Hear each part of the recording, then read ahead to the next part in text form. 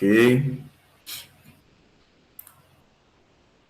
Então, vamos ver essa aula. Opa!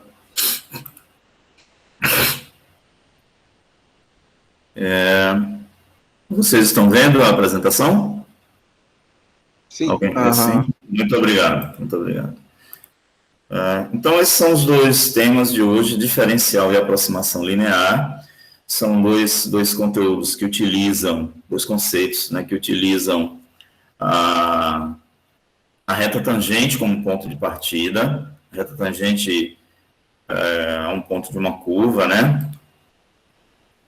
E, portanto, são conceitos que utilizam aplicações da derivada, tá? Diretamente, são conceitos que são aplicações da derivada, tá? Diferencial e aproximação linear. Então, são esses dois temas só que nós veremos hoje. Estou me esforçando para a aula ficar um pouco menor, né? Menos tempo. Então, variação e diferencial, quase sempre vocês encontram esse tema apenas com o nome diferencial e esse conceito de variação aparece dentro da seção diferencial. Então, o nome variação ele já apareceu quando eu defini taxa de variação, né? Então, o nome já diz taxa de variação, que é uma velocidade, né? A taxa significa a velocidade com que uma grandeza varia em relação a outra. E aqui nós vamos ver a variação apenas, não a taxa de variação.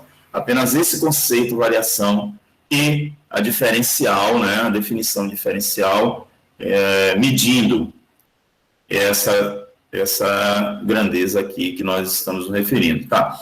Então, o nosso ponto de partida são duas grandezas, ou duas quantidades, ou duas variáveis, tá? Relacionadas por uma equação, por um modelo, por uma função y igual a f de x, ok? Então, o objetivo agora é o seguinte: a gente deseja medir a variação causada em y, tá? Que é se a gente pensar, uma variável dependente, né? X a variável independente, tá?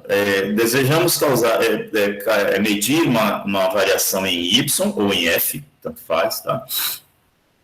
E a gente vai definir com essa letra grega delta y, delta f. Desejamos medir essa variação que foi causada por uma variação em x, delta x. Tá? Então,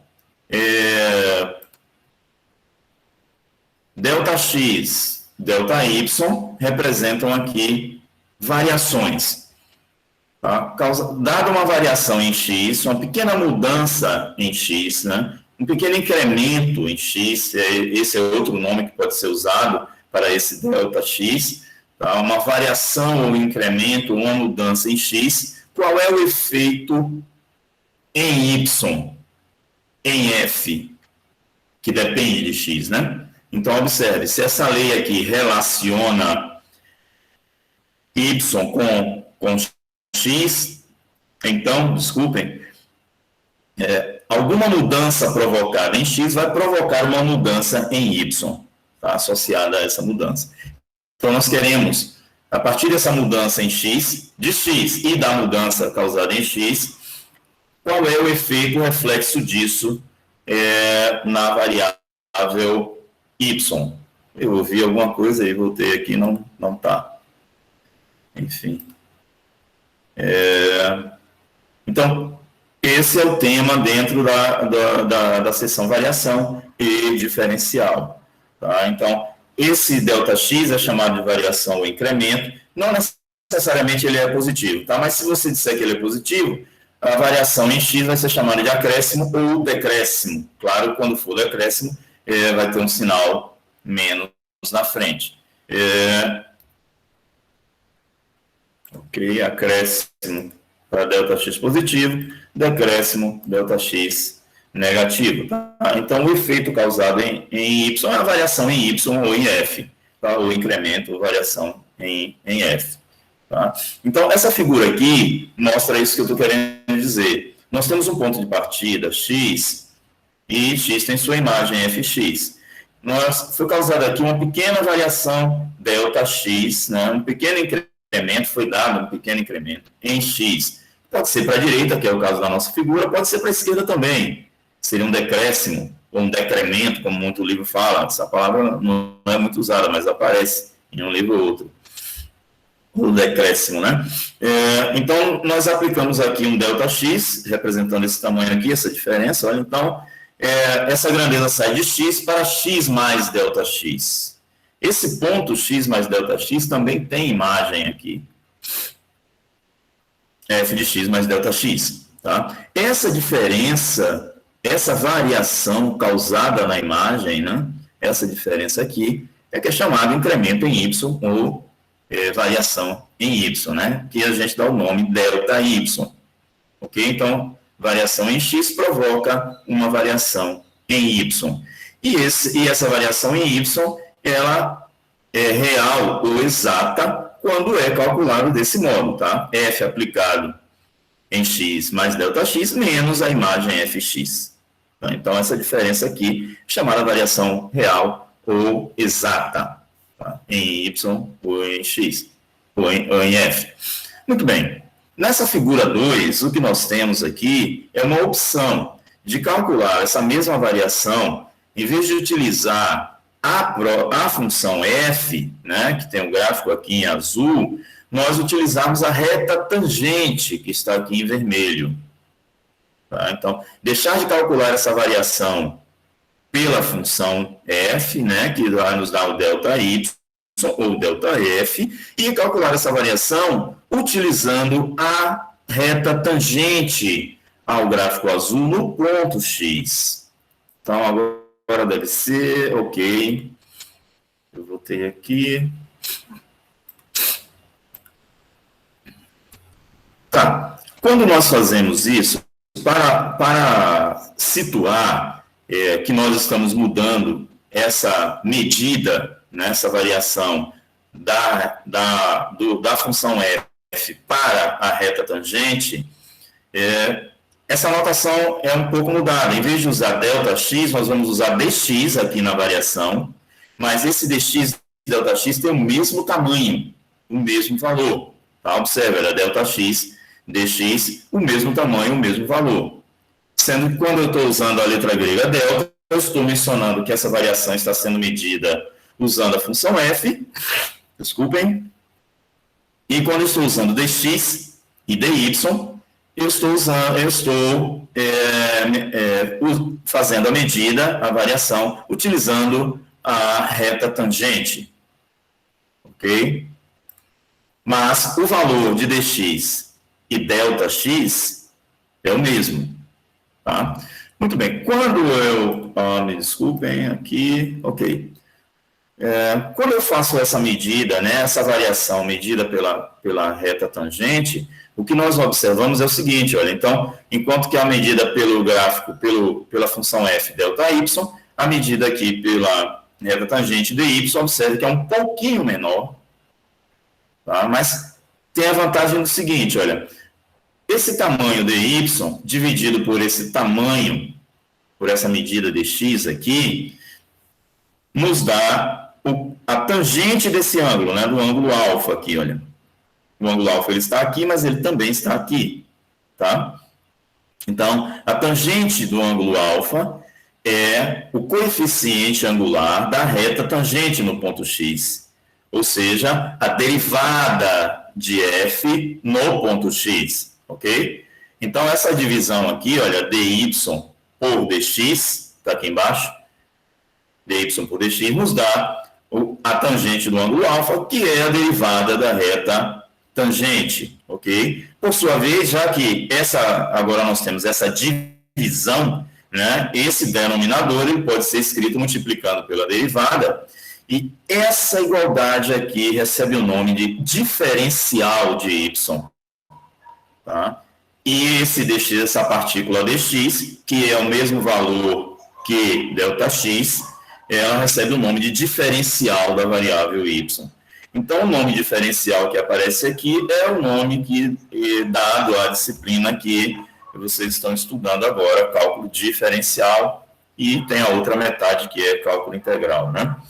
Então, essa medida aqui diferencial, né, ela nasce desse contexto da derivada e da reta tangente. E a diferencial em y, veja, depende da variável x, né, da derivada na variável x, e depende também dessa grandeza aqui dx, tá? Então, a diferencial depende de duas quantidades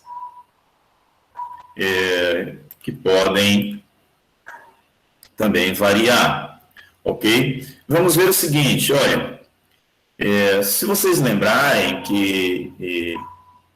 Bom, antes disso, o seguinte, observe que a diferencial, ela vai nos dar uma medida aproximada da variação exata, da variação real, né? Veja que esses tamanhos, estão próximos aqui um do outro, ok? Então, variação exata, variação real, ΔY, pode ser aproximado pela diferencial dy, tá? Tem outra coisa aqui também. Então, resumindo, tudo que vai aparecer aqui é o seguinte: ΔX, a variação em x, e a diferencial dx, eles vão ter o mesmo tamanho. Senão, não é possível nós compararmos dy e ΔY. Professor. Sim. Então, tendo como base aquela representação que você mostrou no slide anterior, a gente consegue aumentar a precisão de dy em relação a ΔY, diminuindo o valor de dx, certo? Pegando valores... Exatamente. Se a função for diferenciável, que é costume falar assim, suave, né? Ou bem comportada, quando vocês lerem esses nomes, né? Suave ou bem comportada quer dizer derivável, diferenciável, né? Então, isso que você falou é verdade. Ok? Quanto menor for o dx ou ΔX, tanto faz, melhor essa aproximação. O dy aproxima o ΔY. Nós vamos ver isso em alguns exemplos. Porque isso que você já percebeu, ótimo que você percebeu, bom comentário.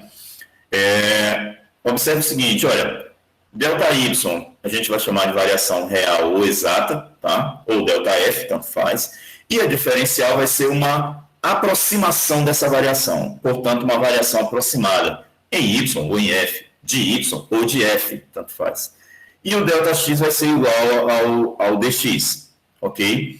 E se esses valores forem suficientemente pequenos, olha o seu comentário, que era o último item aqui, a diferencial ela vai estar mais próxima da variação ΔY.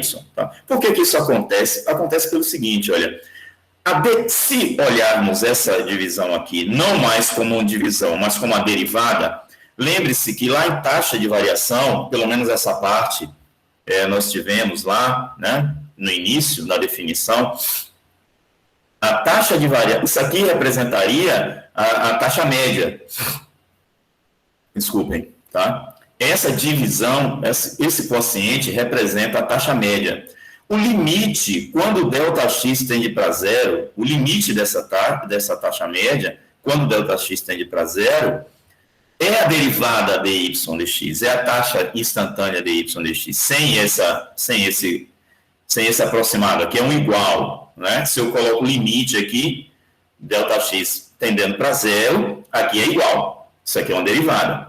Se eu tiro o limite, mas coloco o ΔX próximo de zero, ou seja, bastante pequeno, é isso que quer dizer, tá? Então, aqui desaparece a igualdade e fica um aproximado.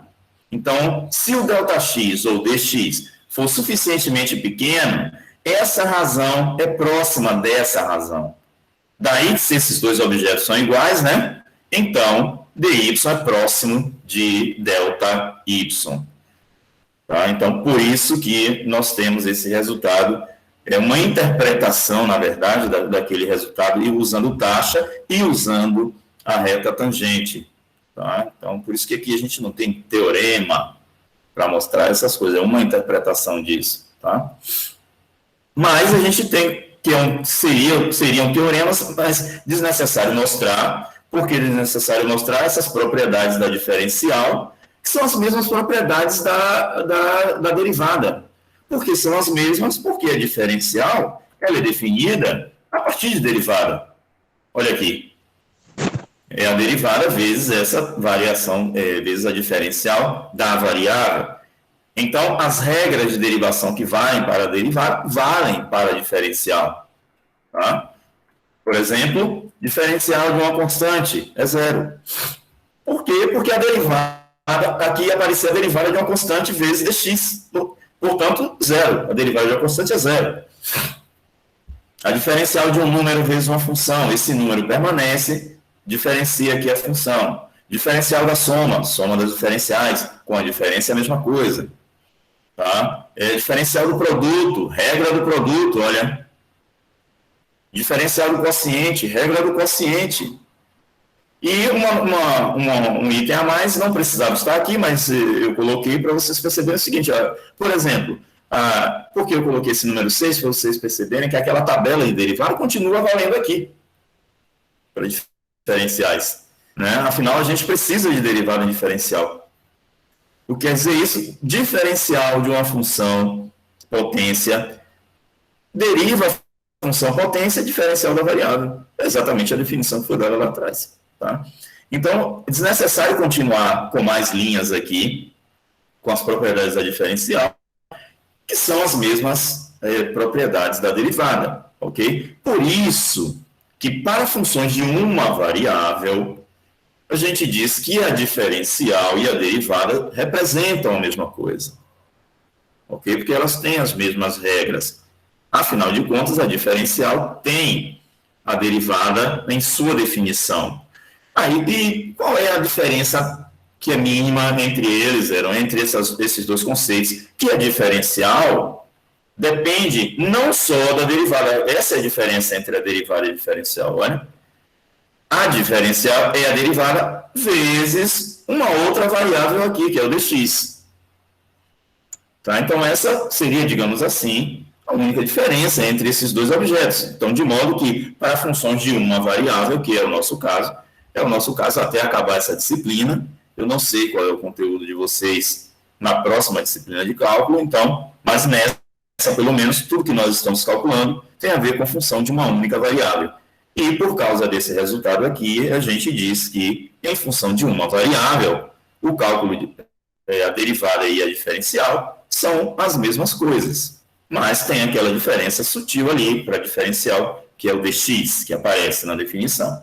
Ou dt, ou dv, ou du, enfim, a diferencial da variável independente. Ok?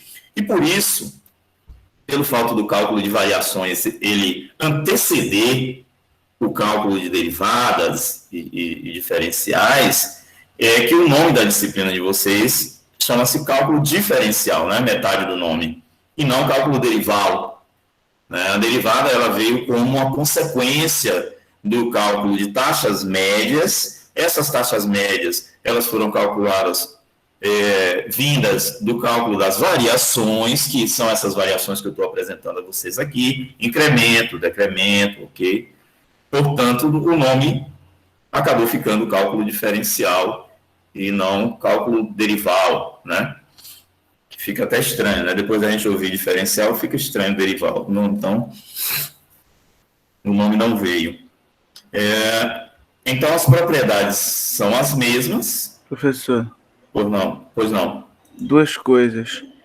Primeiro, no slide aí, diz se ΔX for suficientemente pequeno, deve-se ter... O que seria suficientemente pequeno? Tendendo para zero. Então, só com ΔX tende para zero. Veja o que eu disse a você. Como é que surgiu como é que surge essa aproximação? Veja, se aqui for igual, tem que aparecer limite ΔX tendendo para zero. Lembra? Uhum. Limite ΔX tendendo para zero. Se eu tiro a palavra limite, escrito com ΔX tendendo para zero, então aqui deixa de ser igual. Aqui passa a ser aproximado se ΔX for aproximadamente zero. né? Tá. A igualdade, para aparecer a igualdade, eu tenho que botar aqui a palavra limite, e embaixo do limite, ΔX tendendo para zero, né? Esse tendendo para zero, se você lembrar de limite, né? É cada vez mais perto de zero, né? Cada vez mais perto de zero. Então, essa frase suficientemente pequeno é o mais perto de zero que for possível, tá? Sendo que cada área vai ter, né, aquela aproximação, zero para mim é 10 a menos 1, perto de zero para mim é 10 a menos 1. Essa eficiência, né, no cálculo vai depender desses valores aí. Se você tem 10 a menos 3, já está bem mais perto do zero, então infere-se que a gente vai conseguir resultados melhores, né? Essa aproximação vai ficando cada vez melhor, quanto melhor for, quanto menor for o delta, né? Ou o dx, como queira. Ok. E o que mais? Você falou duas coisas. Essa é aqui uma. que o Nicolas está com a mão levantada, mas eu acho que... Eu já aceitei, né? Ok, obrigado. Então vamos lá. Vamos ver aqui. Oi? Tava com uma dúvida ainda. Sim. É que você tinha respondido a uma dúvida que eu não lembro agora qual foi exatamente, mas eu lembro de você falar sobre quais funções... Eu queria perguntar quais funções são diferenciáveis. Quais funções? Toda função possui derivada, né? Diferenciável. Porque o nome diferenciável e derivável é a mesma coisa aqui. Eis aqui o cenário hoje, né? Que eu estou dizendo a vocês, as regras são as mesmas. Então, falar diferenciável e derivável é a mesma coisa. Todas as funções possuem derivada, que possuem diferencial. Todas aquelas funções que a gente já conhece, né? Elementares, exponenciais, logaritmos. Quando eu falo diferenciável e derivável, é quando existe derivada, né? Quando existe derivada, é a mesma coisa diferenciada. Tá? Porque observe, olha, que a diferencial é a derivada vezes uma variável aqui. Então, se você diz derivável, é a mesma coisa que dizer diferenciável. Ou seja, existe a derivada. A derivada dá um número. Ok? Todas aquelas funções elementares que a gente conhece, elas são deriváveis ou diferenciáveis em algum domínio, né? Quando você fala assim, é no domínio onde existe a derivada. Tá? Exemplos aqui, 3 exemplos. Ó. Funções polinomiais, soma de polinomial com raiz quadrada, funções racionais, exemplos aqui nós temos 3 exemplos. Né? As funções diferenciáveis, propriedade de diferenciabilidade, olha, se você tiver soma de diferenciáveis, também é diferenciável ou derivável. Se você tiver produto de deriváveis ou diferenciáveis, também é diferenciável, aqui a regra. Se você tiver quociente, se você tiver composição dessas funções, né? Função constante também é derivável e diferenciável, aqui ó, o resultado. Se eu multiplicar uma função por um número, permanece aqui diferenciável ou derivável, então as regras de derivabilidade, elas são as mesmas da diferenciabilidade para funções de uma variável. Daí, para funções de uma variável, falar derivável e diferenciável é a mesma coisa. Ok? Qual é a sutil diferença mínima que existe entre elas? É que no cálculo da diferencial, existe uma partículazinha a mais aqui, olha, que é a diferencial de x. Tá? Então, derivada é a derivada, depende só de uma variável. E a diferencial depende dessa variável e também dessa partícula, que é a diferencial da variável. Exemplos aqui. Eu quero achar a diferencial da função f de x, desse polinômio aqui, de segundo grau, tá? Função quadrática. Quero determinar a diferencial df de x. Veja, a diferencial, assim como a derivada, se mantém aplicada à variável da função original. Tá? Então, veja, o que é essa diferencial? É a derivada de f vezes a diferencial da variável dx.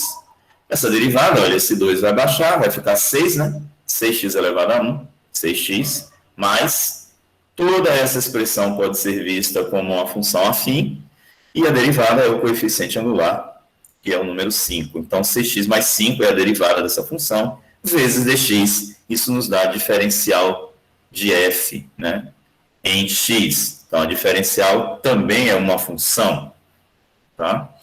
Veja que aqui, olha, depende de x, né, e de dx. É a única diferença entre derivada e diferencial. Mas as regras são as mesmas, então a gente diz que esses cálculos para a função de uma variável, sempre repito isso, porque para funções de mais variáveis vocês vão estudar, né, mais à frente, para funções vetoriais, existem outras diferenças entre esses dois conceitos, então eles se descolam, meio que se descolam um do outro, tá? Enquanto que para a função de uma variável, não, estão intimamente ligados, são as mesmas coisas, ok? Então, exemplo B, mais uma função que eu quero encontrar a diferencial de g em x, tá? Vai ser a derivada de g', vezes a diferencial de x.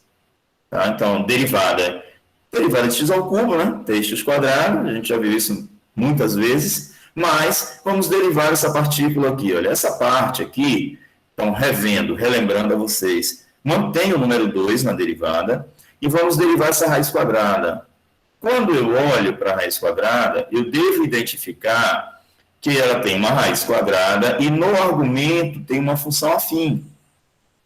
Então, há aqui um encadeamento de duas funções, que são raiz quadrada e função afim. A função afim está no argumento da função raiz quadrada. Função raiz quadrada, ela é externa à função afim. Então, derivar esse bloco aqui em primeiro lugar, conserva o número 2, mantém ele, deriva, usando a regra da cadeia, tá? Essa raiz quadrada, 1 sobre 2 raiz quadrada, mantém o argumento, está aqui, olha. Então, por que não tem o 2 aqui? Já existia um 2 no numerador, aguardando ali. Então, dividiu pelo 2 que apareceu na derivada. Vezes, é a regra da cadeia, a derivada do argumento, a derivada desse argumento aqui, que é 1 menos x, vai ser menos 1. Por isso que ficou aqui, ó, o menos aqui na frente multiplicando. Então, a derivada desse bloco aqui, para derivar esse bloco, você precisa identificar que a regra da cadeia é necessária aqui, é necessária. Então, tudo isso aqui, toda essa expressão no parêntese, representa a derivada da função g, vezes dx, porque nós estamos calculando a diferencial, tá? Mais um exemplo, mudando as letras aqui, tá? É o que acontece quase sempre nas áreas de vocês.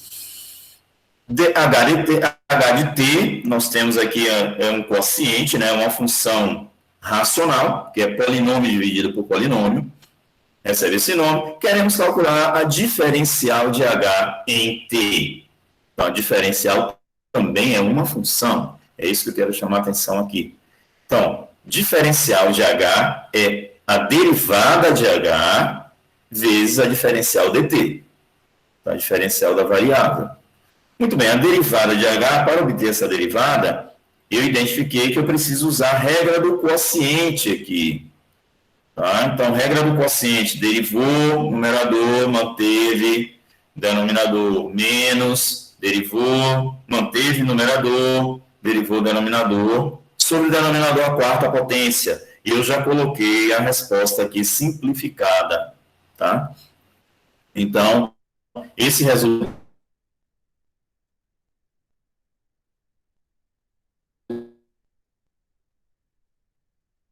aqui é a derivada usando a regra do quociente. Eu coloco essas coisas assim de propósito para a gente poder revisitar as regras de derivação, tá? Principalmente a regra do quociente, que muitas pessoas têm dificuldade de identificar onde aparece. Vamos ver o uso dessa... estou online, gente. Alguém me dá um retorno? Ok? Sim. Sim. Sim, porque depois, de vez em quando eu vou perguntar, porque travou aqui meu computador, e de vez em quando eu vou perguntar, em alguns minutos, vocês me dão algum retorno, porque na aula passada eu fiquei, acho que, uns 20 minutos, achando que estava dando aula, né? E o computador caiu depois que eu vi, que eu não vi. Né? Eu não vi que faltou energia, que a tela estava aberta na minha frente, embora a luz aqui tenha apagado, mas a minha concentração na aula foi tão grande que eu não vi. Tu faz aula no notebook, né? Não, essas aulas são feitas num aplicativo chamado Beamer, que é de apresentação. Notebook, o computador. Sim, o notebook, sim. Se fosse um PC mesmo, tu ia perceber na hora. Mas o notebook também, a bateria acaba rápido aqui. Fica pouquinho tempo. Uns 10 minutos só, mas acaba. Então vamos lá. Dois nomes que vão aparecer nos exercícios, que vão aparecer nos livros em geral, e é interesse que eu mostre aqui para vocês, né, dentro dessa seção variação e diferencial. É a palavra erro relativo e o conceito de erro percentual. Então, esses dois nomes, invariavelmente, eles vão aparecer nos exemplos e nos exercícios para vocês, tá? Então, o erro relativo de uma medida que foi feita no experimento, tá? Uma medida y, o erro relativo vai ser a diferencial de y dividido pela própria medida, certo? Tá? Então, quando se falar erro relativo, é a diferencial da medida sobre essa medida, tá? E o erro percentual é o erro relativo em termos de percentagem. Você multiplica por 100 e mantém o símbolo de percentagem, tá? Esse símbolo de percentagem, ou porcentagem, tanto faz, as duas palavras indicam a mesma coisa, significa dividir por 100. Então, quando eu multipliquei aqui e coloquei o símbolo de percentagem, eu não alterei esse número, tá? Eu só escrevi o número na forma percentual. Exemplo, considera essa medida uma medida y, tá? Faltou escrever aqui, mas é uma medida y, 25 centímetros, tá? Com um possível erro, ou seja, uma estimativa do erro que foi produzido nessa medida de 0,1 centímetro. Tá? Então, calcular o erro relativo e o erro percentual. Então, esse erro aqui faz o papel do dy, tá? Da variação dy, e aqui é a medida propriamente dita. Então, dividindo um pelo outro, nós vamos ter 0,004. Veja que erro não tem unidade de medida, porque, afinal de contas, olha, 0,1 centímetro, 25 centímetros, então, as unidades de medida, né, elas são, entre aspas, aqui eliminadas. Então, o erro é uma medida adimensional, né, não tem unidade de medida. É um número pura e simplesmente, ok? Que na física e nos laboratórios a gente chama de adimensional. Não há dimensão aqui. A dimensão aqui, olha, é de comprimento, né? Então, centímetro. Dividir um pelo outro, essas unidades, elas desaparecem, por assim dizer. Então, o resultado é uma medida adimensional.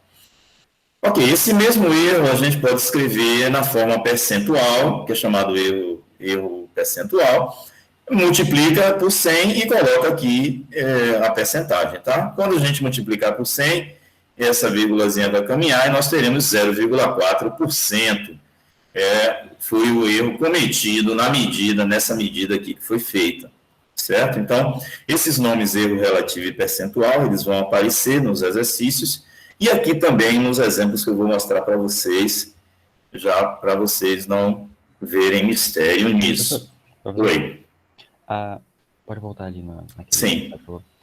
Sim. Ali na meio que fórmula do erro relativo seria diferencial de y sobre y. Sim. Mas que vocês encontram normalmente como delta y sobre y, né? Normalmente assim. Mas tanto faz. Okay. Tá? Nós estamos usando aqui a diferencial porque na maioria dos casos nós vamos ter uma aproximação do erro. A gente não tem exatamente esse erro, né? Então, essa aqui vai ser uma aproximação do erro provocado na medida y, né? Então, aquele erro delta y, é difícil que a gente tenha aquele erro exato, né? As medidas de um erro exato que a gente cometeu, é difícil ter. O que nós temos é uma estimativa, né? Como vem nas máquinas, né? De medir as coisas, né? Um amperímetro, um voltímetro, para quem é da área de elétrica e tal. Então, o erro vem lá na maquinazinha. aquilo é estimado, né? Ele não é exato, ele está ali entre o mais e o menos, né? Se você lembrar, né? Como é normalmente que a gente indica uma medida, né? No laboratório, né? É a medida mais ou menos, né? Aquele erro, quer dizer, aquele erro ali é uma estimativa. Então, por isso que aqui é razoável que a gente utilize uma estimativa, DY, né? Porque aquele delta, gente, embora ele seja utilizado também nos laboratórios, em medida para medir erro e tal, aquele delta significa, se você olhar aqui o nome, né, que a gente calculou as coisas exato, né, exatamente. Na matemática é assim, obviamente que não, nos laboratórios não é assim. Mas aqui a gente está imaginando que quando a gente usa o delta, esse número que a gente obteve, ele é exato, entendeu? Enquanto que o dy e o dx, para a gente, são valores aproximados. Mesmo o dx estando igual aqui, né, ao ΔX. É mais por isso, mas não fique muito preso a isso aí não, tá? Deixa eu voltar aqui, eu tinha pulado esse problema, mas foi até bom eu falar de erro logo. Foi o seguinte, olha, calcular a variação exata e calcular essa variação aproximada, para vocês verem aqui 2 exemplos em que faz sentido esses nomes, inclusive, tá?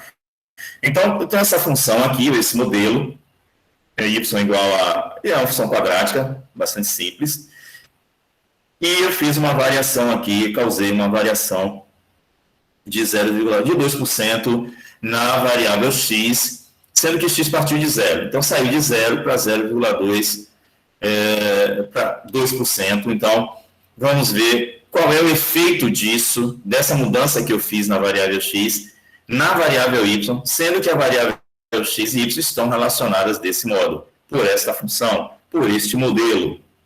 Tá?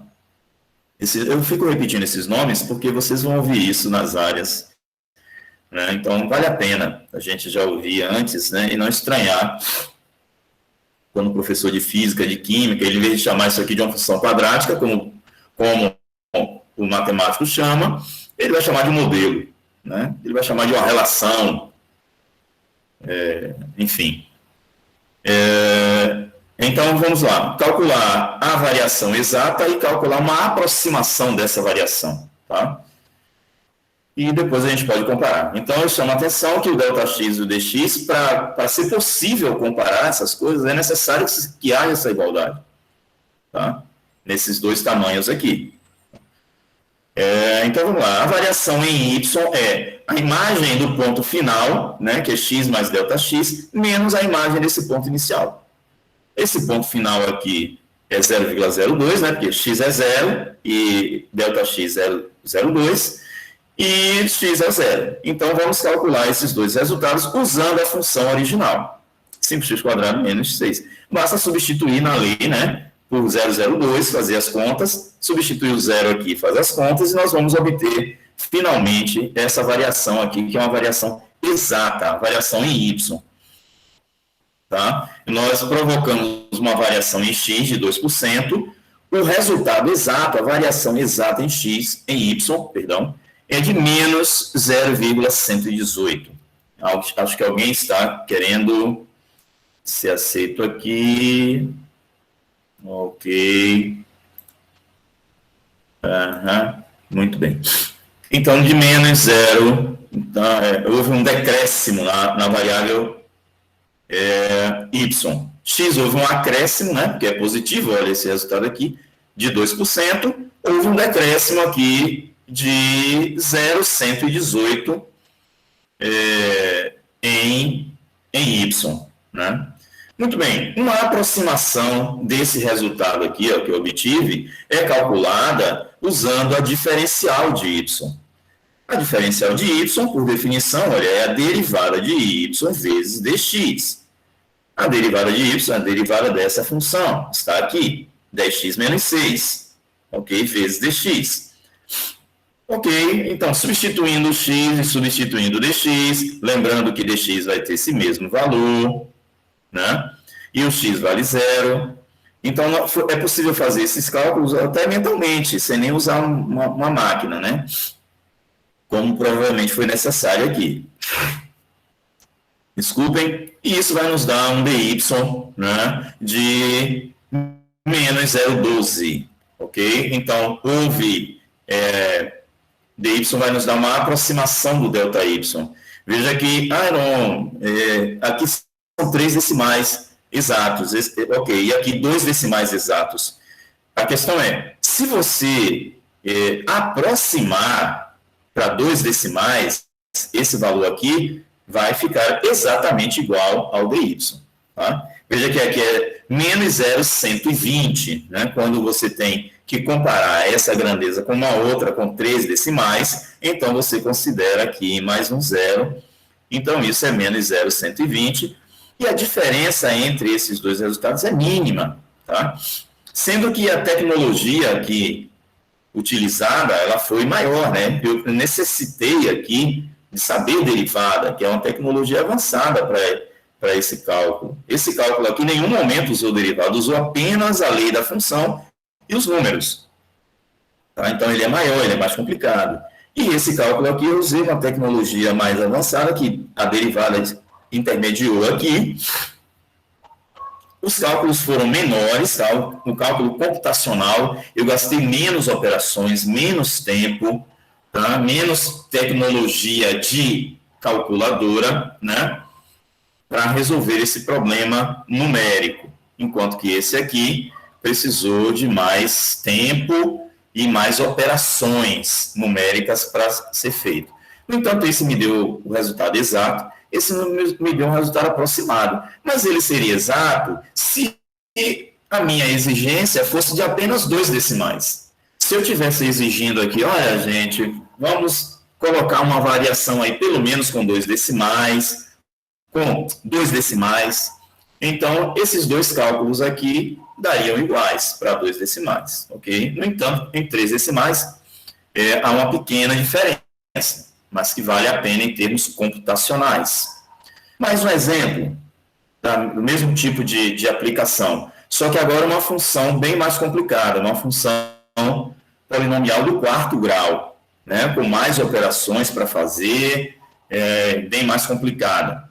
Nós queremos calcular aqui a diferencial no ponto 3 e também a variação em G no ponto 3, certo? Sendo que houve uma variação em T de um decréscimo em T, né? Eu estou falando decréscimo porque aparece sinal menos aqui, então você diminuiu a grandeza, né? De 3%, 3 dividido por 100 vai dar isso aqui, ó, 0,03, tá? Desculpem, ainda falando pelo nariz.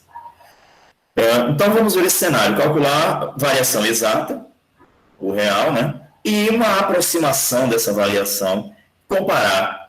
Para eu comparar, então, o ΔT, perdão, tem que ser igual ao delta a dt, tá? Então, isso está implícito nos exercícios.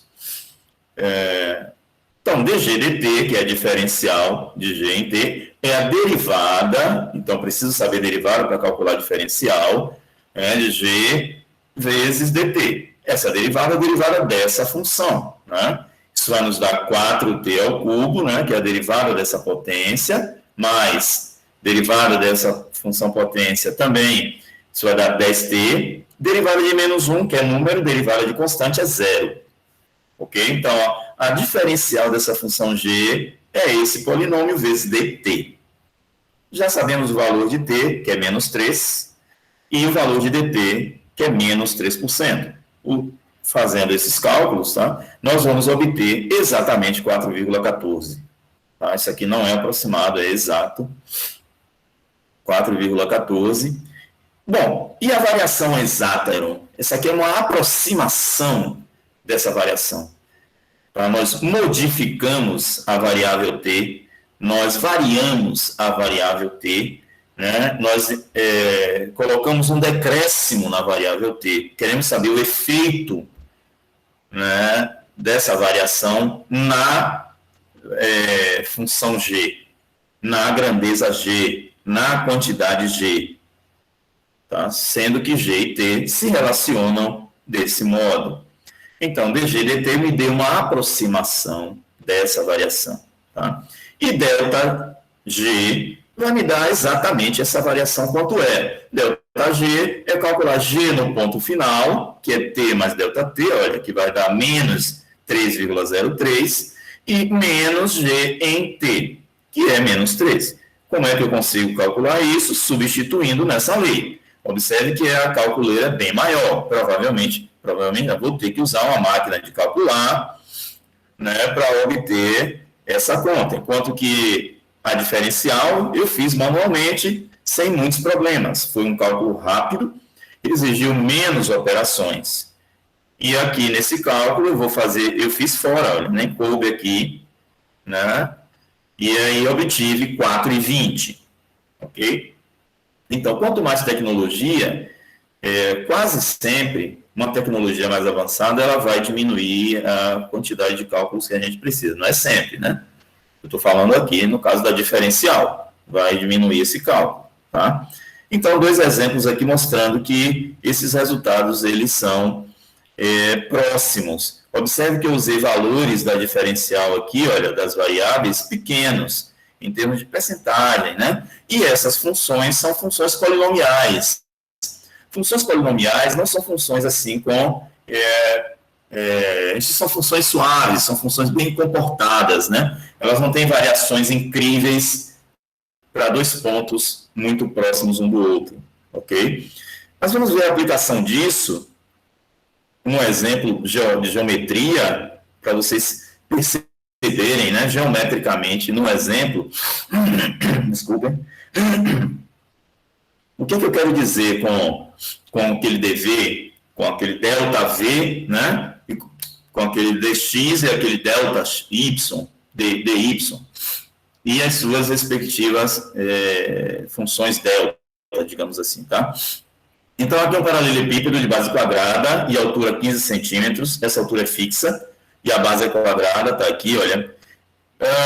Eu fiz essa figura no aplicativo, e no aplicativo esse tamanho tem esse mesmo tamanho aqui, mas, no entanto, no visual, não parece ter o mesmo tamanho, tá? E eu acho que se eu medir mesmo, eu não fiz isso com uma régua, não vai dar igual. Provavelmente porque o aplicativo tinha escalas diferentes, né, para segmentos horizontais e inclinados. Mas, enfim, o exercício está dizendo que a base aqui é quadrada, então imagine que seja quadrada, ou seja, esse tamanho aqui vale x, esse também vale x, né, comprimento e largura vale x, mesmo que pareça aqui diferente. Então, essa base quadrada. E a altura h, que é fixa em 15 centímetros, ok? Se o lado da base mudar de 10 centímetros para 10,0 centímetro, então houve uma pequena variação ΔX, que é igual a dx, aqui no lado da base. Então, esse paralelepípedo ele vai se ampliar, ele vai ficar maior. Né? O paralelepípedo em azul, né, todo pintado em azul aqui, tem um volume, certo? Quando eu fiz essa variação no lado da base de dx, esse paralelepípedo ele vai aumentar, como está na figura, né, ali no pontilhadozinho, e eu quero saber de quanto é esse aumento que houve no volume do paralelepípedo original. O original é azul. O novo, por causa dessa variação, né, o impacto no volume é essas partezinhas que estão aqui em vermelho, olha. Essa placa, né, lateral aqui, uma placa aqui, ó, de lado ΔX e altura H, né, tem toda uma placa aqui do lado, colada na parede azul. Tem uma outra placa atrás aqui, tá, em azul, semelhante a essa.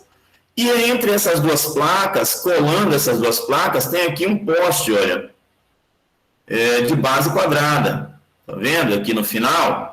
Tem um postezinho aqui colando essa placa atrás dessa placa lateral. Então, a soma dos volumes dessas duas placas com esse poste aqui vai me dar essa variação, né, no volume causada pela variação aqui do lado da base.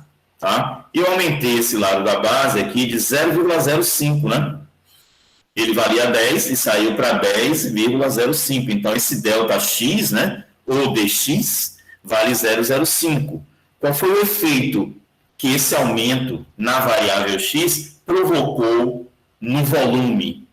Então, esse aumento, né, essa variação, esse efeito no volume é que a gente chama de ΔV e também de dV. O ΔV é a variação exata, né? É a soma exata dos volumes dessas placas aqui, desse postezinho aqui, dessa marquise. Exato. E o dV vai me dar uma aproximação desses volumes aí, ok? É isso que eu quero mostrar aqui geometricamente com essa figura. Deu um trabalho miserável, mas enfim, vale a pena. Professor, eu não entendi Consigo ali explicar. o do x ao quadrado na solução. Como Vamos é que ver. fica aqui? Base Calma quadrada, aí. Ian. A base Calma. do retângulo é do paralelepípedo é Vou quadrado. explicar isso agora. Tenha calma, que eu só fiz explicar o cenário. Só fiz explicar qual é a conjuntura aqui que a gente tem. A conjuntura é essa. Tínhamos um paralelepípedo de base quadrada e altura fixa. Aumentei o lado da base aqui, que eu chamo ΔX, né? Dei um aumento de ΔX, ou dx, tanto faz. Quero saber qual é o aumento provocado no volume, né? Que esse aumento provocado é essa parte aqui que eu estou dizendo que está pontilhada em vermelho. Assim, na figura não dá. Eu preciso de dados, eu preciso calcular isso para lhe convencer e achar exatamente de quanto é essa variação, tá? Em vez de chegar aqui com a régua, ficar medindo, eu posso fazer isso analiticamente, a matemática permite, inclusive nos deu os dados aqui, olha. Então, o volume original, esse volume azul, aqui, olha, ele é calculado assim, ó, área da base, que é quadrada, o exercício está dizendo que é quadrada. Como é que calcular a área da base? X quadrado. Então, o volume é a área da base vezes a altura, então x quadrado vezes h. Mas, no exercício, o exercício diz que essa altura é fixa, ela não muda, é 15 centímetros. Tá? Então, o volume do paralelepípedo aqui é 15x quadrado. É essa lei que nós vamos usar tanto para determinar ΔV quanto para determinar dV. Tá? É essa lei aqui. Tá, ΔV, que é a variação no volume, né? Daí a letra V aparecer aqui, V maiúsculo, vai ser calculado V de x mais ΔX, copiei aqui, olha, a definição de variação, menos V em x. Quanto é esse x? É de onde partia? É o x de partida, olha. Se o lado da base muda de 10 centímetros para 10,05, então o x ou x0 que a gente menciona é esse 10 aqui. E o ΔX é 0,05. Substituindo, olha, aqui nessa lei, né, calcular esse resultado é substituir nessa lei, calcular esse resultado é substituir nessa lei, nós vamos obter exatos 15,0375 centímetro cúbico.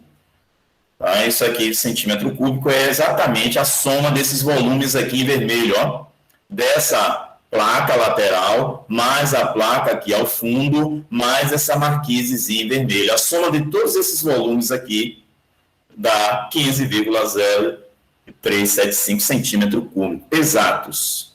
Tá? Não houve aproximação aqui, dá exatamente isso. E uma aproximação desse cálculo é dado pelo dV, a diferencial do volume. E como eu encontro a diferencial do volume, derivada do volume, derivada disso, 30x vezes dx. Já sabemos o valor de x e de dx, né? Dx é o mesmo ΔX, hein? Quando a gente faz esse cálculo, até mentalmente a gente faz esse cálculo, isso dá 15,00015, tá? Só que eu coloquei esses 4 zeros aqui para a gente poder comparar com essa quantidade, né? Tem 4 decimais, a gente vê que aqui 4 decimais zeros exatos. Essa conta também foi exata, ok? Então, a diferencial, veja que houve foi possível fazer mentalmente esse cálculo aqui, rapidamente, tá? E esse aqui eu tive que usar alguma máquina, alguma coisa, perdi tempo, mais tempo, porque fiz 2 cálculos aqui de potências, fiz uma diferença, várias operações. Enquanto que aqui, 2 multiplicações e fáceis e simples, eu pude chegar a esse resultado.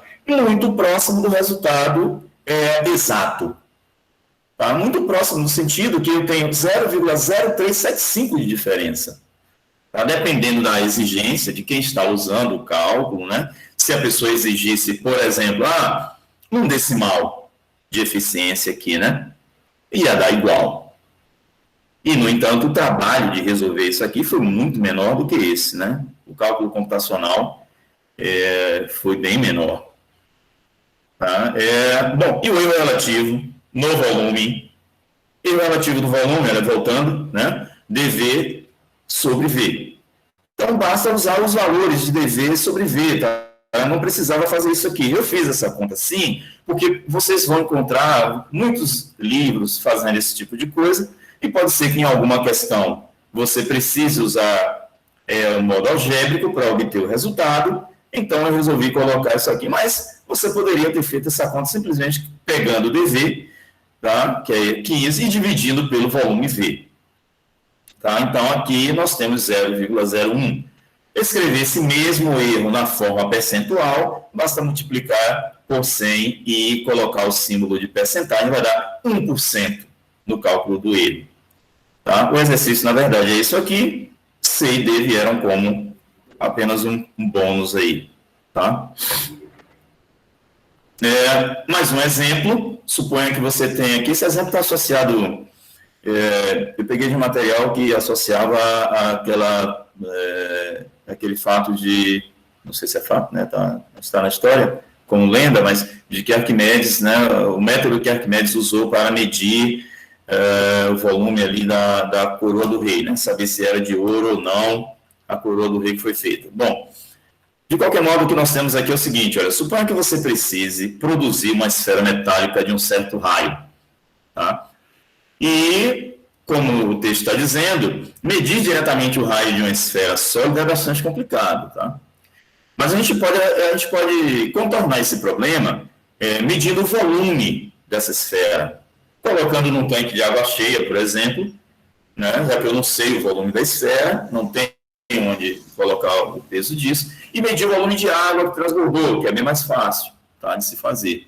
E daí, medir o volume de água, já que é de uma esfera, eu posso associar o volume da esfera com o raio. Existe uma relação entre o volume da esfera e o raio da esfera. É essa expressão aqui, que alguns de vocês provavelmente já viram no ensino médio. Tá? Se não, estou mostrando aqui a vocês que existe uma relação entre o raio de uma esfera e o volume de uma esfera dado desse modo. Bom, o que o exercício está dizendo é o seguinte, olha, se o erro relativo, no cálculo do volume é de 9%, ou seja, dV sobre V, erro relativo, cálculo de volume. Então, dV sobre V, tá? É igual a 9%, foi dado que é 9%. A pergunta é, qual é o erro relativo estimado, né? Sempre é aproximado, essas contas são sempre aproximadas, para o cálculo do raio, ok?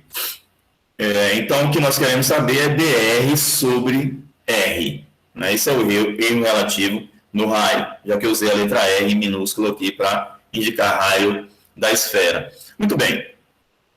Eu preciso encontrar alguma expressão envolvendo dr sobre R, certo? Partindo dessa expressão, sabendo que eu tenho essa quantidade aqui que foi dada pelo exercício. Esse erro aqui foi dado pelo exercício, né? Esse dado. Então, partindo dessa expressão do volume da esfera, calcular a diferencial dessa esfera aqui, desse volume, dessa expressão. Tá? Então, a diferencial de V é a derivada de V, né, em relação a R, vezes dr. Essa derivada aqui, olha, o número 3 vem aqui multiplicando, vai dividir com esse 3, então vai sobrar 4πr². Tá aqui. Vezes dr, a gente está calculando a diferencial, ok? Tá, eu tenho essa igualdade aqui, mas não tem aparecendo esse dado aqui. O que é que eu faço para aparecer esse dado? Divido os dois membros aqui por V. Tá? Então, aqui, olha, fica dV sobre V, esse lado dividido por V. Veja, V a gente sabe, a expressão de V, tá aqui, olha. Esse resultado também a gente sabe, tá aqui. E aqui R2 pode dividir por R3, π pode dividir por π, 4 dividir por 4, e esse 1/3 que vai ficar aqui, né, vai se tornar 3 vezes o que sobrou, que é dr sobre R. Pronto, e aqui divide por 3, né, nós vamos ter que o erro relativo do raio, né, dr sobre R, já em percentual, né, é 3%, ok? Eu coloquei aqui, ó, erro relativo, e não coloquei a palavra percentual, porque já estava explícito, tá? Que na medida aqui, 9%, tá? Então, já estava escrito aqui o erro 9%, então pode ser que vocês encontrem isso. Apenas a palavra erro relativo, sem estar escrito erro percentual, ok? Alguns livros não se importam muito com isso, ok? Muito bem. Uma continuação, na verdade, há ideias aqui semelhantes à variação e diferencial, mas que também é uma aplicação direta da reta tangente, do conceito de reta tangente a um ponto, é a aproximação linear. Qual é o cenário aqui? O cenário aqui é o seguinte: você vai ter uma função, e aqui o gráfico na figura 4 em azul, desculpem,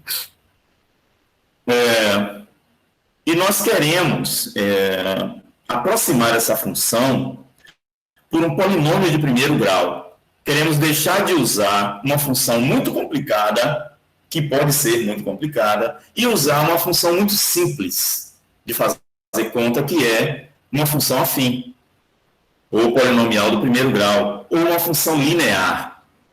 Tá? Então, eu quero deixar de usar uma função complicada e substituir essa função por uma função linear, que é simples. Tá? Eu posso não conseguir igualdade, mas eu posso conseguir uma aproximação. Daí o nome dessa seção, olha, todo o livro vem com esse nome: aproximação linear.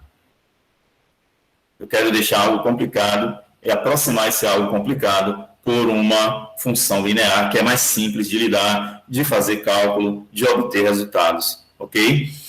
De onde veio essa ideia? Desse fato aqui, olha, observando essa figura, de novo, reta tangente aparecendo aqui, para a gente poder ter uma interpretação desse uso da reta tangente. Veja, não só saber determinar a equação de uma reta tangente, né?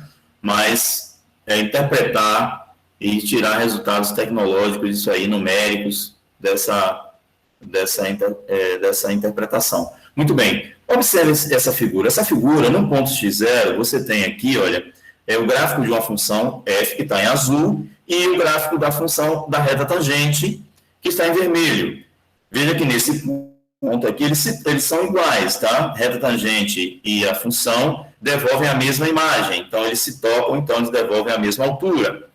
Muito bem, esse círculo aqui está dizendo o seguinte, olha, que próximo do ponto x0, tá, é quase que indistinguível a reta, porque o meu desenho é um tanto grosseiro também, a reta tangente e o gráfico em azul são quase que indistinguíveis, tá? Se nós dermos um zoom nessa imagem, essa diferença, né, ela é melhorada, a gente consegue observar um pouco melhor. Aqui, eu dei um zoom mesmo, tá? Peguei lá no aplicativo, aumentei, tirei um print e coloquei aqui para fazer essa figura para mostrar a vocês. Então, observe que essa lupazinha aqui, né, ela está um pouco maior, então foi possível a gente observar aqui algumas distinções, olha, maiores distinções aqui entre a reta tangente e o gráfico em azul. Se eu desse outro zoom ainda, que seria uma boa ideia, mas o espaço aqui não cabe, tá? Aumentasse ainda essa imagem aqui, a gente ia perceber maiores diferenças aqui nessa parte que está aparecendo, que só tem a reta em vermelho, né? E não é verdade. O lugar onde o gráfico azul e o vermelho se tocam é só nesse pontinho preto. Fora desse pontinho preto, eles não são a mesma coisa. Mas a minha figura não dá para perceber isso. De qualquer modo, qual é a conclusão que a gente pode tirar disso? Que, numericamente, perto desse ponto x0, essa retazinha aqui, olha, essa vertical, ela vai bater aqui em x0, tá? Ela vai terminar aqui em x0. Perto do valor de x0, os resultados calculados pela função e pela reta tangente são muito próximos.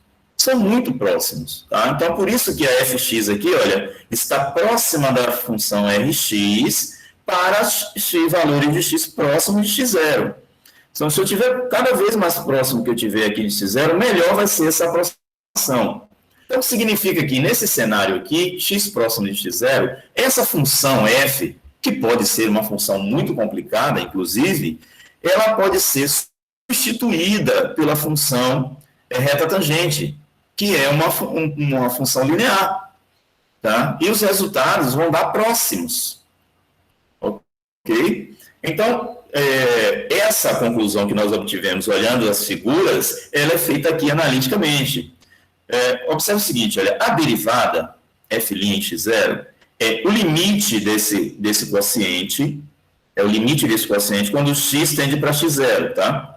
Se eu tiro a palavra limite e o x tendendo para x0 daqui da frente, se eu tirar a palavra limite, como está aqui, não tem a palavra limite e o x tendendo para x0, a igualdade que existia antes torna-se próximo, aproximado, sendo que o x tem que estar próximo de x0, né? Porque eu apaguei x tendendo para x0, mas, já que eu apaguei essa palavra, eu tenho que escrever isso fora. X próximo de x0, essa derivada é próxima desse quociente aqui. Tá? Essa aproximação aqui é utilizada em muitas expressões do cálculo numérico para você codificar programas, tá, de computador que realizem cálculo numérico, científico, ok? Desculpem esse pensamento aqui, essa ideia aqui. Então, vamos lá. A derivada, no ponto, ela é próxima desse quociente para esse cenário aqui, e a gente pode multiplicar esse membro aqui por x menos x0 e deixar a função fx aqui explícita, né? Sozinha, isolada aqui, se você quiser. Veja, essa função ela é próxima dessa lei aqui, olha. Essa lei aqui é a lei da reta tangente. Tá? No ponto x0. Certo? Então, o que eu estou chamando de R de x, né? Para referir a reta tangente. Então, isso aqui é uma função polinomial do primeiro grau, porque aqui é número, só tem uma variável x aqui e o restante é número. Certo? Então, essa lei aqui, essa escrita que tem nessa equação, nessa aproximação em 5, é chamada de aproximação linear de f em torno de x0, porque isso aqui só é aproximado se os valores de x estiverem próximos do número x0, ok? Um exemplo dessa aplicação, tá? Da gente usar uma aproximação linear para resolver um problema numérico. Olha só, a gente quer calcular aqui a raiz sétima do número 1,1. Veja, eu não sei fazer essa conta, provavelmente nenhum de vocês sabe fazer isso aqui mentalmente, mesmo que não fosse mentalmente usando alguma caneta, usando lápis, isso seria difícil. O que é que a gente faz quando precisa de um cálculo desse? Nós recorremos às calculadoras científicas. Vou na calculadora científica, vou achar lá a função raiz sétima, né, de x, ou função raiz enésima de x ou de y lá, né, e vou plotar o número -1 e apertar a tecla. Tá? Então, a função raiz sétima daquele número, do número 1,1, a calculadora me devolve. Certo? Quem programou a calculadora para te devolver esse cálculo, tinha que codificar isso de algum modo. Né? O que essa pessoa fez para codificar isso? Um dos conhecimentos dessa pessoa é exatamente a aproximação linear. Certo? Então, nós vamos fazer esse cálculo para mostrar a você como a aproximação linear funciona sem utilizar uma calculadora, mas que, no fundo, é ela que está por trás daquela calculadora. Tá? Então, para você perceber como isso funciona, porque, de repente, desse processo, você pode montar seus próprios processos de cálculo. Tá? Então, vamos lá. Como é que eu resolvo isso usando a aproximação linear sem usar a calculadora? Tá? Primeiro, reconhecer a função que está sendo calculada aqui. Veja que é a função raiz sétima. Então, eu tenho uma função raiz sétima de x. Ok? Segundo, preciso obter um número para o mais próximo possível desse, só que esse número tem que ser fácil de calcular a raiz sétima. Então, o número fácil de calcular a raiz sétima, muito mais próximo de 1,1, é o número 1. Porque raiz sétima de número 1 é o próprio 1. Então, esse número próximo de 1,1, que eu conheço o cálculo de raiz sétima, é o x0, onde eu vou produzir a reta tangente, a equação da reta tangente, tá? A aproximação linear. Então, temos duas informações aqui que são importantes a partir da análise desse problema que foi pedido. Primeiro ponto é x0 igual a 1. Segundo, a função raiz sétima de x. Essas observações, esses dados aqui foram tirados da análise do problema. Tá? É você que, lendo o problema, decide isso. Ok. Eu quero montar, para essa função, que nós desejamos montar, é essa aproximação linear. Já que o ponto x0 é 1, eu copiei lá, né, aquela equação 5, copiei exatamente aqui, substituindo o ponto x0 pelo número 1. Onde tinha x0, eu substituí pelo número 1. Isso mostra que eu preciso da imagem f em 1, né? Posso calcular substituindo aqui, olha, a raiz sétima de 1 vai dar 1. Preciso da derivada e depois substituir o número 1. A derivada de f de x. Pô, Heron, é raiz sétima de x. Não sei calcular, sabe sim. Basta reescrever como x elevado a 1/7. Aí vira derivada de uma potência. Derivada de potência, recorre à tabela, a gente vai saber fazer. Derivada de 1/7 é 1/7, x elevado a 1/7 menos 1, que vai dar menos 6/7. E eu posso retornar isso à forma de raiz. Então, escrita desse modo, olha. Preciso f em 1, f' em 1, então substituo o número x por 1, vai dar 1/7. Bom, temos agora os três elementos necessários, né, numéricos, para obter essa aproximação linear. Então, essa função é a raiz sétima de x, isso é aproximado. Esse número é 1, esse número é 1/7, eu tenho aqui a aproximação linear, que eu posso escrever desse modo, x mais 6 sobre 7. Tá? Então, a função raiz sétima de x, que é uma função complicada para fazer cálculo, ela é aproximadamente esse polinômio do primeiro grau, essa função afim, essa função linear.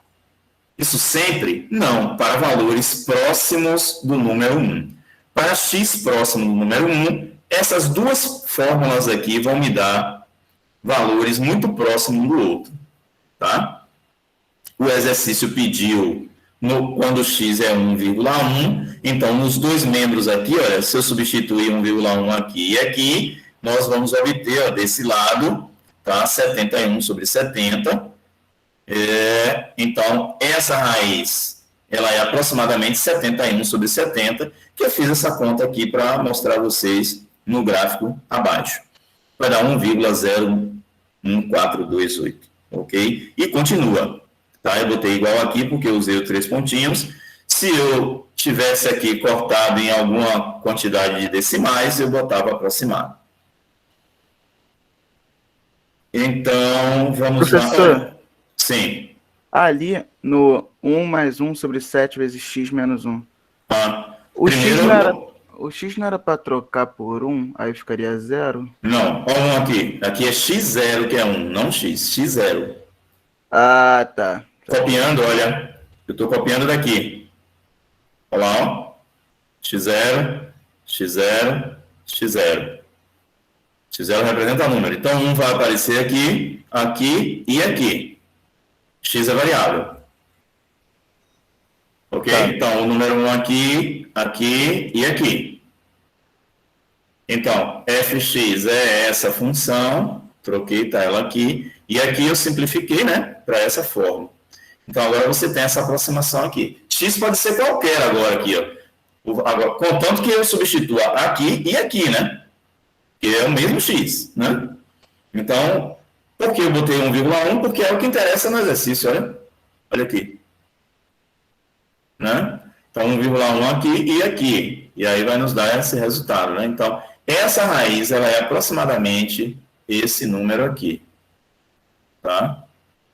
Aqui um cenário, o gráfico. Eu fiz o gráfico em azul da função raiz sétima de x, em azul, e vermelho aqui a reta tangente a esse gráfico no ponto 1.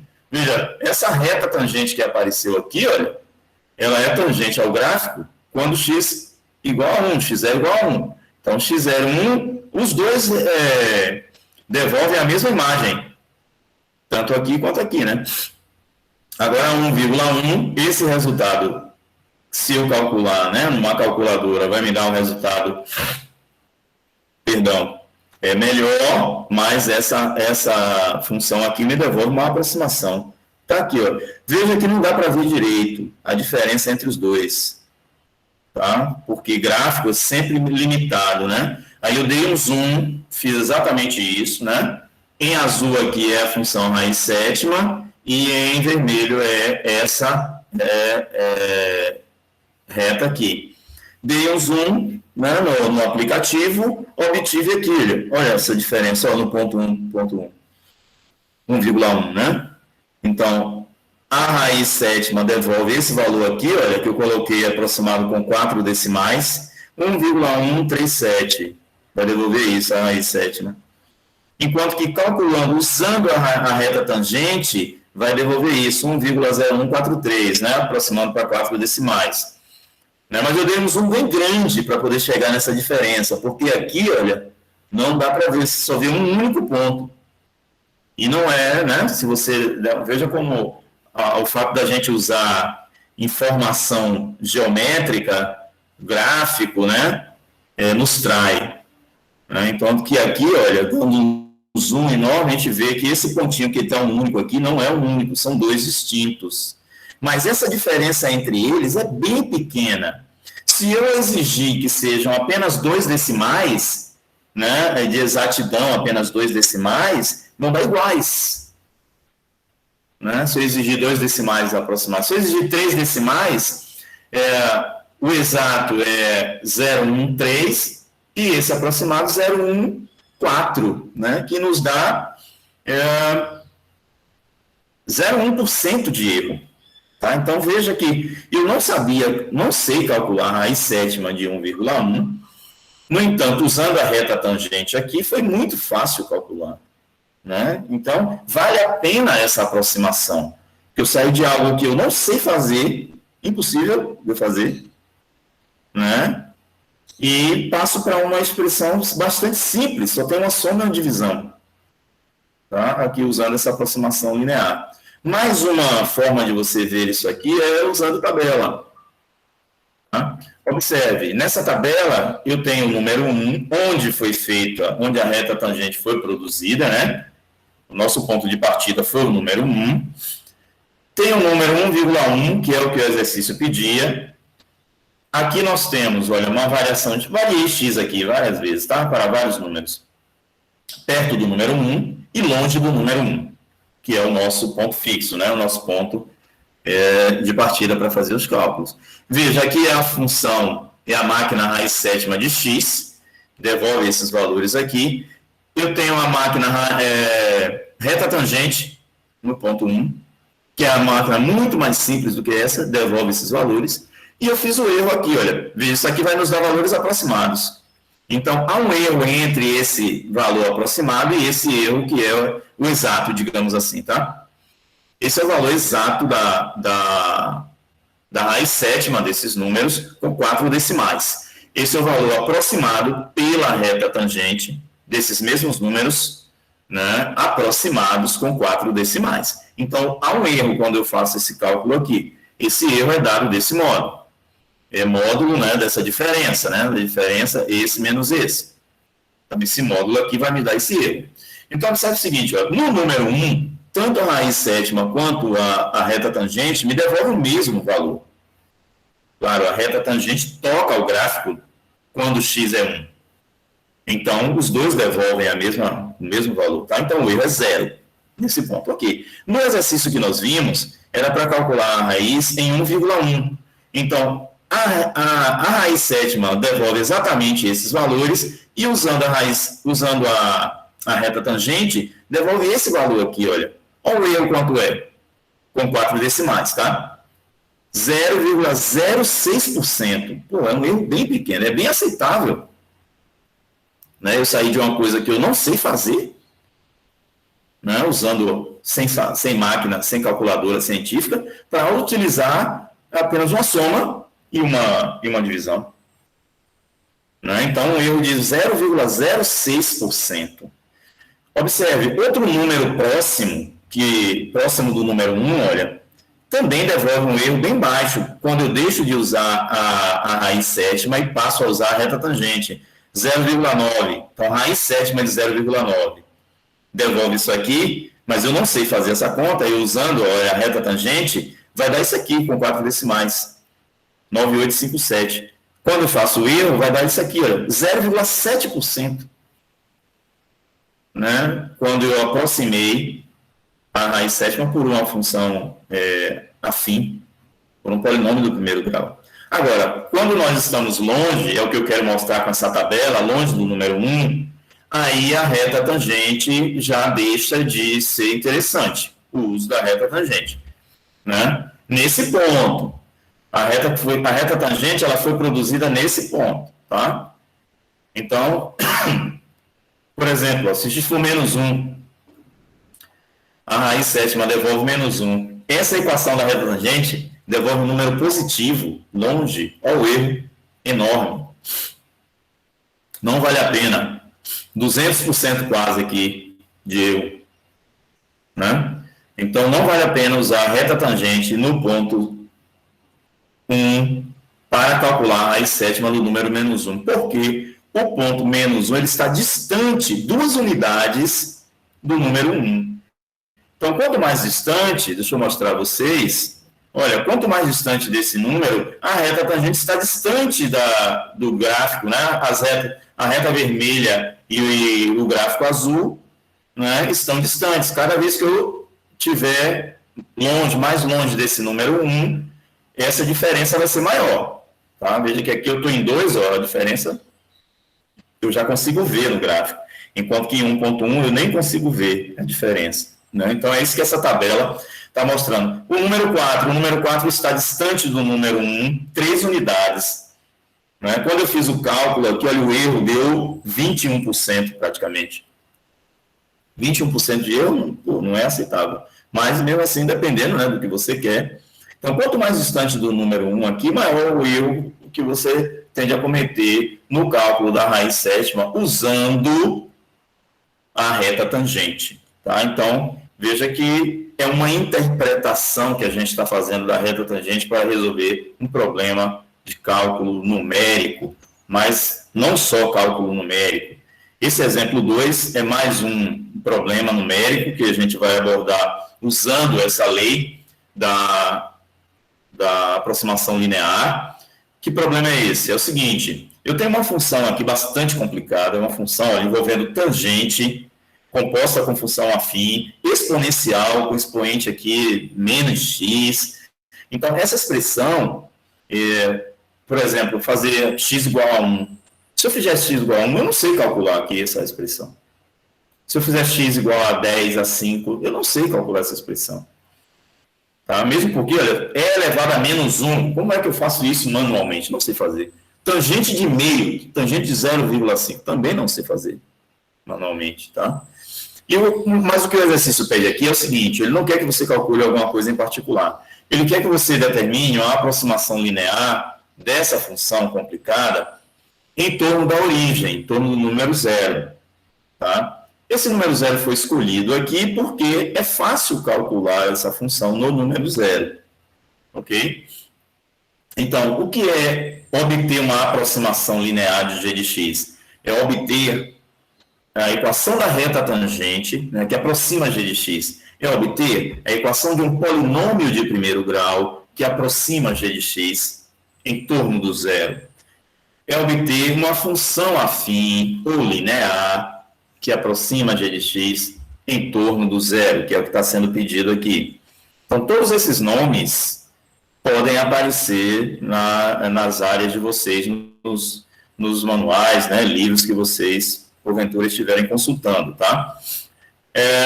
O que é essa aproximação linear para g de x? É em torno do zero. Eu copiei, olha, a aproximação linear, né, trocando a letra f por g. O x0 aqui é zero, já substituí, olha. Então, aqui é g' em zero, g em zero, g' em zero, x menos zero. G em zero, quando você substituir, vai dar tangente de zero, e elevado a zero é 1, vai ficar menos 1. Ok? Então, g em zero vai dar menos 1. E esse g', antes de calcular g' em zero, eu preciso obter a derivada. Então, olha, a tecnologia usada aqui é a derivada no meio, né, dos cálculos. Então, precisamos saber derivar essa expressão. Vamos lá. Primeira observação. Tangente x sobre 2. Regra da cadeia. Estamos aqui, tangente no argumento da tangente, uma função afim. Então, deriva a tangente. Não lembro. Recorra a uma tabela. Secante quadrado. Mantenha o argumento, x sobre 2. Vezes derivada do argumento. É a regra da cadeia, que vai dar meio, porque é uma função afim, coeficiente meio, coeficiente angular. Então, isso é meio secante quadrado de x sobre 2, menos derivada de exponencial, e aqui também a regra da cadeia, porque no expoente tem menos x. Então, derivada de exponencial é ela mesma, vezes derivada de menos x, que é menos 1, e aí multiplica, né, com esse menos que já existia, ficou mais. Nessa derivada é que a gente substitui o zero. Tá? Então, g' em zero vai dar 3 meios, quando você fizer as contas, tá? Porque secante quadrado de zero vai dar 1, então teremos meio, mais 1, então 3 meios. Substituindo os valores que a gente já tem aqui na aproximação linear, nós vamos obter que essa função g, ela é aproximada por essa reta tangente, em torno do zero. Tá? Para valores próximos do zero, essa igualdade, ela se mantém. Muito bem. Peraí, professor. Secante ao quadrado de zero dá 1? Dá 1. Aí você tem que lembrar da definição de secante. Se não lembrar, olhar numa tabela de trigonometria. Ok. Como é que a gente calcula secante? Você lembra? Foi boa pergunta. Então, secante é 1 sobre cosseno. Tá? Secante é 1 sobre cosseno. Então, vai ficar 1 sobre cosseno de zero. Cosseno de zero dá 1. Se eu elevar isso ao quadrado, né, que é secante quadrado, né? Então, isso também vai ser 1. Percebeu? Mas se tiver problema, se consulta uma tabela. Sempre nessas horas que a gente tiver trigonometria, logaritmo, exponencial e também derivada, é interessante que você tenha uma tabela de auxílio, de apoio, para que essa memória, né, ou esse aprendizado até, que algumas pessoas nem viram trigonometria, às vezes, no ensino médio, ou esse aprendizado, ele possa ir acontecendo. Então, quando eu falo assim, recorra à tabela de derivada, tabela de N coisas, que podem não estar agora na memória, enquanto vocês estão lendo um material desse. Por exemplo, tabela de relações geométricas, né? Volume de uma esfera, por exemplo, como a gente viu ali, recorrer a alguma tabela. E boa pergunta sua pelo seguinte também, é até uma orientação. Essas coisas que eu estou falando para vocês, essas tabelas, essas coisas, normalmente vêm nos livros didáticos, nas primeiras folhas ou nas últimas. Às vezes vem até escrito na capa do livro. Então, é interessante que vocês tenham essas tabelas em algum lugar para vocês checarem. Ok? Porque nem toda hora a gente vai lembrar o que é uma secante, o que é uma cossecante, ou pode ficar em dúvida, né? Qual é a diferença entre cossecante e secante, né? E tal, enfim. Então, essas tabelas ajudam. Então, boa pergunta. Mas você percebeu, né? Eu não sei calcular secante. Eu utilizo a definição de secante, qual seja 1 sobre cosseno. Né? E aí, cosseno de zero eu sei quanto é. E aí, na minha mente, né, que já fez muitas vezes, eu consigo fazer mentalmente. Se a pessoa não conseguir, tem que escrever mesmo e avançando. Ok? Bom, finalmente nós temos aqui, olha, essa função complicada, ela é próxima dessa função linear. É uma aproximação linear para a função g de x. Vale para qualquer valor de x? Não, gente. Vale para valores de x aqui, ó. perto de x0. Por isso que os livros escrevem essa frase aqui, olha, nesse caso, né, que x0 é 0, uma aproximação linear da função em torno de x0, na vizinhança de 0, próxima de 0, tá? Em torno da origem. Essas frases, porque essa igualdade, essa aproximação, ela vai ficando ruim. Sempre que esse número que eu usar aqui, olha, se eu colocar ele muito longe de 0, essa aproximação não vai acontecer. Ela vai ficar bem esdrúxula, bem diferente, né? Enquanto isso aqui vai dar um valor, sei lá, 10, de cá vai estar dando menos 5. Né? Então, não vale para todo x, vale para próximo de x, nesse exemplo. Ok?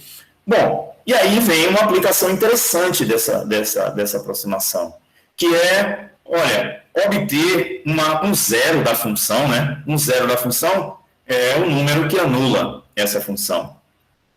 Tá? Geometricamente, é obter um número em que o gráfico dessa função corta o eixo x. Tá? Quando o gráfico dessa função corta o eixo x, é quando isso tudo aqui vai dar zero, ou seja, g de x igual a zero. Para eu resolver essa equação aqui, impossível. Isso tudo aqui igual a zero, não sei resolver. Ninguém sabe resolver. Analiticamente, assim, não, a gente não sabe, a gente não tem como obter essa raiz.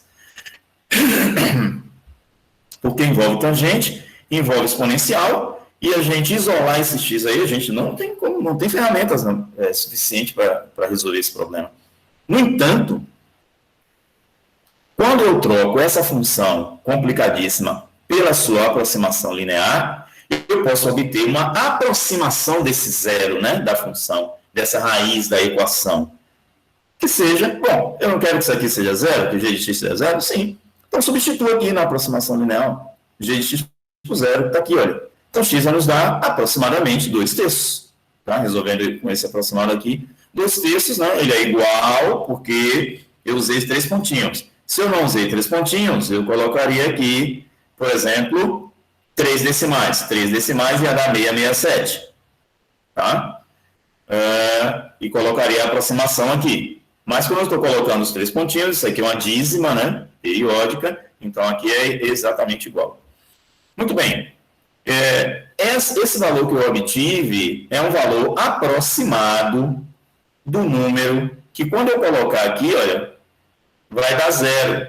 Quer dizer, vai dar próximo de zero essa equação. Tá?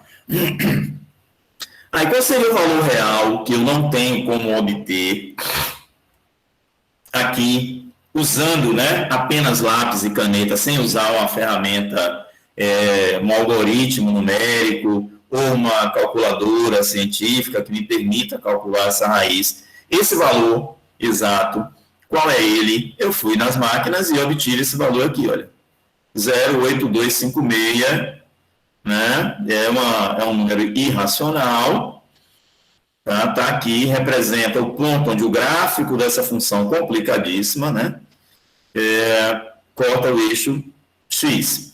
E a reta tangente, essa reta tangente aqui, o gráfico está aqui em vermelho, também interceptando o eixo x, só que não nesse ponto exato, né? Ele está aqui no ponto 0,6666, que é uma dízima periódica. Olha, para quem não sabia resolver esse problema, achar esse número, usou uma tecnologia razoavelmente simples, que é a derivada, para obter esse número aqui, né? Usou a reta tangente também para obter esse número aqui. A gente estava próximo, muito perto até, de resolver o problema, né? Um problema que não tinha solução. A gente conseguiu a melhor das soluções com o mínimo de tecnologia matemática, que é esse 0,006, né? Se a gente usar um decimal, isso aqui é 0,7, né? E isso aqui é 0,8. É razoável, né? Não dá igual. Você pode dizer assim, mas dependendo da área, esse 0,1 aí de erro causa problemas enormes, explosões, ou não funciona. É verdade. É verdade. Por isso que não basta a gente ficar na aproximação linear. A aproximação linear resolve bastante problemas, tá, de modelagem, na parte analítica, principalmente. Muita função complicada é trocada por uma função por uma função linear, que era a reta tangente, tá? E resolve muitos problemas, muitos modelos complicados são resolvidos e funcionam muito bem com a aproximação linear, tá? Mas essa tecnologia que a gente está vendo aqui em matemática, que é a aproximação linear, está usando derivada primeira. Uma outra aplicação das derivadas sucessivas é que elas aparecem no conteúdo matemático, vocês vão aprender em outra disciplina, não sei qual, não sei se na próxima, não sei se no cálculo 3, enfim. Eu não conheço todas as disciplinas da UFRJ de matemática, que vai dizer que a gente vai poder aproximar uma função que é derivável, tem suas derivadas sucessivas, por um polinômio de grau qualquer, de grau 5, grau 2, grau 7, e quanto maior esse grau, melhor essa aproximação que você obtém. Tá? E é esse polinômio chamado polinômio de Taylor, vocês não vão ver nessa matéria. Esse polinômio que a gente está produzindo aqui é o polinômio de Taylor de grau 1, a reta tangente. Tá? E vocês vão aprender isso, usar esse polinômio de Taylor de grau qualquer que você queira, para obter resultados numéricos, obter resultados na modelagem, tanto analítica quanto numérica, tá? Para produzir as programações que você precisa para resolver os cálculos das áreas de computação científica, enfim. Esse polinômio de Taylor é o que está por trás de uma máquina dessas, né? Quando você você aperta uma teclazinha dessa que tem, por exemplo, ln de x, o que está por trás é um polinômio de Taylor, que te devolve ln, por exemplo, do número 2. Eu não sei fazer isso apenas usando lápis e caneta, eu não sei calcular ln de 2. O número e elevado a 0,1, não sei calcular isso usando lápis e caneta. Mas você aperta essa tecla na calculadora, ela te devolve um número. O que está por trás, o cara que programou, a pessoa que programou aquilo ali, ela usou, ela pode ter usado polinômio de Taylor ou essa aproximação linear. Em muitos casos, a aproximação linear é suficiente. Tá? Ou outro método numérico, e eu digo quase que com certeza esse método numérico usou alguma coisa do cálculo diferencial. Tá? Ou integral. Um problema aqui, que eu peguei de um livro da engenharia civil e adaptei para apresentar a vocês, para dizer a vocês, olha, essas coisas que a gente está estudando de cálculo, embora nós ficamos bastante tempo sem apresentar uma aplicação, elas têm aplicações no que vocês farão de real. Tá? E eu sei disso porque eu também sou formado em geofísica, e lá era assim, a gente ficou bastante tempo fazendo cálculo, contas lá em cálculo, em física e tal, mas depois a gente percebeu, para desenvolver um trabalho em geofísica e tal, a gente precisou realmente desses conhecimentos para aquelas pessoas que iam trabalhar com desenvolvimento, né, de produtos, ou de métodos, ou de material, que ia ter que programar, o cálculo aparecia ali o tempo inteiro. Então, a gente precisava daquele conhecimento. É uma coisa que não aparecia nos primeiros semestres, tá? Mas aqui um problema para tentar lhe dizer, né, claro que com bastante limitações, esse problema eu copiei de um livro de engenharia civil e deletei várias coisas, informações, para ele ficar aqui adaptado à nossa situação. Que problema é esse? Nós temos o seguinte, olha, uma boia esférica, tá, de raio R, e densidade específica ρ, está aqui, uma boia esférica, raio R, densidade específica ρ. Ao flutuar na água, ela afunda de uma quantidade X, tá? Eu estou chamando aqui de X. Na área lá pode ser que seja diferente, eu não lembro mais. E esse modelo foi desenvolvido para relacionar essa quantidade X que essa boia vai afundar na água, esse raio e essa densidade específica aqui do material. Foi desenvolvida essa relação aqui, esse modelo, veja, é um polinômio de terceiro grau em x, está vendo? E está sendo igual a zero aqui. Ok, se a gente dispensar os usos de unidade de medida, que não vale aqui, eu quero mostrar a vocês como é que funciona a aproximação, né? A gente dispensar os usos das unidades de medida, o exercício é o seguinte, olha, utilize uma aproximação linear dessa equação aqui. A aproximação linear não é de uma função, mas aí está falando de uma equação, calma. Tá? Em torno de x0 igual a 2, então é uma informação do exercício, para determinar uma aproximação do afundamento. Única raiz fisicamente possível, ou seja, x, né? Ou seja, o x que vai dar certo nessa equação aqui é a única raiz fisicamente possível, né? Que vai resolver nosso problema quando R é igual a 3 e o material é de cortiça, tinha lá no livro 0,25. Não estou usando as unidades de medida, tá? Já avisei. Então, nós queremos deixar de usar um polinômio do terceiro grau, que eu não sei resolver analiticamente. Não existe fórmula para resolver polinômio do terceiro grau. Equação existe. Ela é bem grande, ela é bem complicada, mas existe. De grau 4, 5 e tal em diante, não existe uma fórmula geral usando os coeficientes de um polinômio para você obter raízes desse polinômio. Tá? Para um polinômio de grau 3 existe, mas ela é bem complicada. Então, a sugestão aqui que o exercício nos dá é obtermos uma aproximação linear dessa equação, tá? Em torno de x0, ou seja, trocar essa equação de terceiro grau por uma de primeiro grau, que vai ser a reta tangente. Você fala assim, mas Heron, é uma equação, você está falando de reta tangente, você está falando de aproximação linear, isso tem a ver com uma função. Então tá bom, gente. Aqui não está uma equação com essa lei? Pegue essa lei aqui, polinômio de terceiro grau, e dê um nome a ela. Eu dei um nome aqui, f de x. Você pode dar g de x, sei lá, t de x, né? A de x para fundamento, que depende de x. A variável aqui é a letra x. Lembre-se que R e ρ foram dados. Olha, são números. São constantes. Então, variável aqui é x. Desculpem. É x, o afundamento x. Então, dê um nome. Tá? Então, esse exercício também tem esse objetivo aqui. Lhe dizer como resolver problemas envolvendo equações dentro dessa seção aqui, né? Sendo que tudo que você viu, ou quase sempre os exemplos que você vê, é para resolver uma função, né? Aproximar uma função. Aqui a gente está aproximando uma equação, né? Por causa desse igual a zero. Ok? Então, dê um nome à equação, coloque ela toda antes do zero, olha, e dê um nome, eu dei fx. Então, vamos produzir agora, faz sentido, né? Vamos produzir a reta tangente a essa função em torno, no ponto x2, né? x0 igual a 2, que foi dado. Substitua R, né, e ρ, a gente vai ter essa lei aqui, tá? Sem R e ρ. Se você derivar 3x² mais 12, né? Calcula F em 2, calcula F' em 2, porque, aqui, ó, copiei a aproximação linear, copiei lá da aproximação linear. Está dizendo aqui que é em 2, então é 2 aqui, 2 aqui, 2 aqui. Botei a derivada depois, para você não estranhar, pode ser na frente, pode ser depois. Substituí esses números e obtive essa lei aqui, olha.